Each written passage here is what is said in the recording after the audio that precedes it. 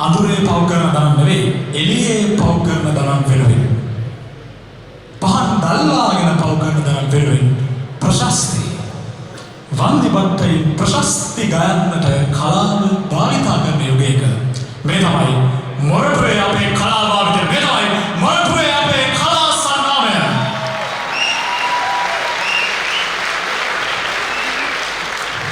හැබැයි කලාව කියන්නේ ශෝකාන්තයක්ම නෙවෙයි. කලාව ශෝකාන්තයේ ඉඳලා මනුෂ්‍ය හදවත් සුවපත් කරන සුඛාන්තයකට ඔබ කැඳවාගෙන යනවා. අපි සෝදානම් ඒ මානසික චාරිකාව මේ දැන් මේ හැඩතාල 2024 වේදිකාව මත සිට ඔබව අරගෙන යන්නට.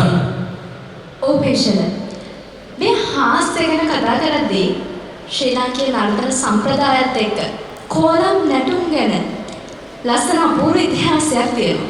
ඉතින් කෝලම් භාවිතා වෙලා තියෙන්නේ හාස්‍ය උත්පාදනය තුළින් සමාජයේ දුර්වල තැන් සියුම් ලෙස උපහාසයට ලක් කරන ගමන්ම සමාජය සංශෝධනය කරන්න, සමාජයේ වැරදි අඩුපාඩු පෙන්වලා දෙන්න, යහපත් සමාජයක් බිහි කරන්න ඕනේ කරන වපසරිය නිර්මාණය කරන්න තමයි මේ කෝලම් නිර්මාණ දායක වෙලා තියෙන්නේ.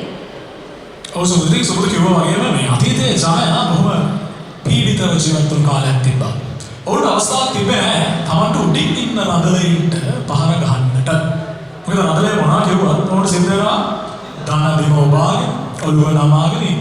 ඉතින් කෝලම් වල එහෙම නැත්නම් මේ හැන්දෑවට උන් එකතු වුණු මේ ජන කණ්ඩායම එකතු වුණු වේදිකාව උන් පාවිච්චි කරා මේ රදල චරිත එහෙම නැත්නම් තමන්ට මේ පහර ගහන්න අපහසු චරිත වලට හාස්‍යයෙන් පහර ගන්න තැනක් හදාගන්න.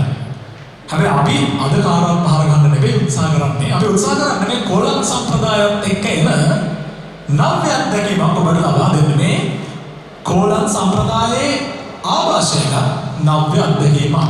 සමුදු ඕපේෂණ වෙස්මුහුණු භාවිත කරමින් පැවතුණු කෝලම් සම්ප්‍රදාය අදට ගැලපෙන විදිහට වෙනස් මුහුණුවරකින් ඔබ හමුවේ ගෙනෙන්න තමයි මේ හැඩතාල වේදිකාව සූදානම් වෙන්නේ නේද පේෂණ? අනිවාර්යයෙන්ම කෝලම් නැටුවේ පිරිනැයි. ඉතින් අද මේ කෝලම් නටන්නේ මොරටුවේ අපේ සහෝදරයා